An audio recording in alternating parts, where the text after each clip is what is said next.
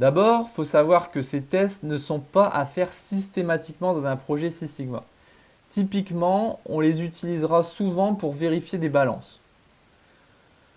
Comment tester le biais et la linéarité?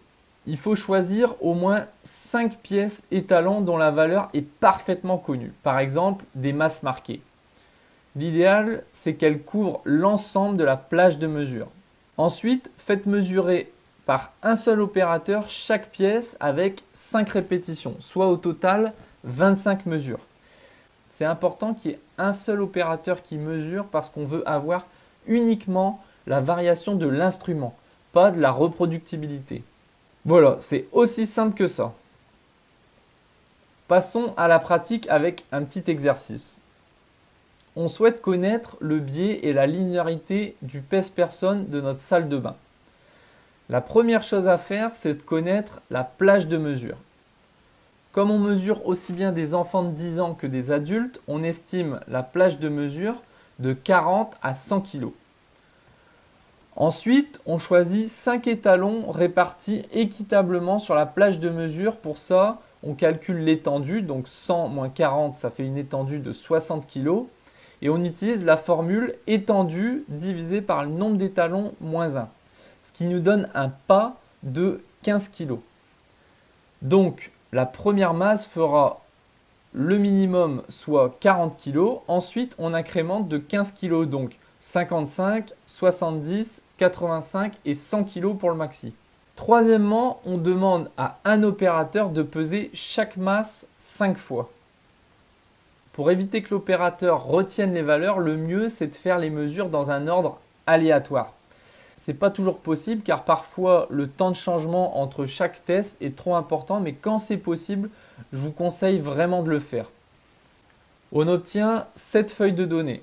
Vous pouvez la retrouver dans le dossier biais balance au format Excel et Minitab.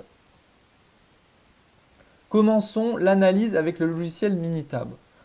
Je vous rappelle que vous pouvez le télécharger gratuitement en version d'évaluation pendant un mois sur le site officiel minitab.com. On rentre les données dans la feuille de données sous la forme suivante. Ensuite, vous allez dans Quality Tool, Gauge Study, Gauge Linearity and Bias Study. Une boîte de dialogue apparaît.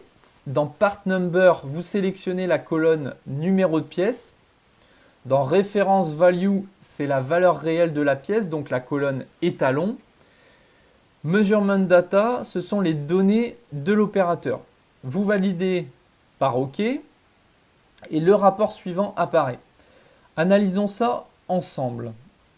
À gauche, sur le graphique, l'axe horizontal représente le poids. Ici, on a mesuré 5 étalons de 40 à 100 kg. L'axe vertical, c'est la différence entre l'étalon et la mesure.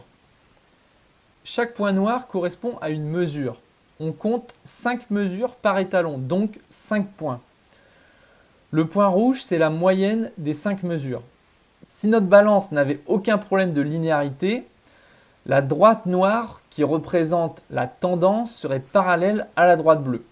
Elle pourrait être au-dessus ou en dessous avec un décalage plus ou moins grand.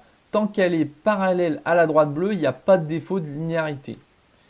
Ici, ce n'est pas le cas, il y a un problème de linéarité car on a tendance à sous-peser les poids légers et à obtenir des valeurs supérieures à la réalité dans le haut de la plage de mesure. On peut aussi le voir avec le coefficient P. Si ce coefficient est inférieur à 0,05, alors il y a un problème de linéarité.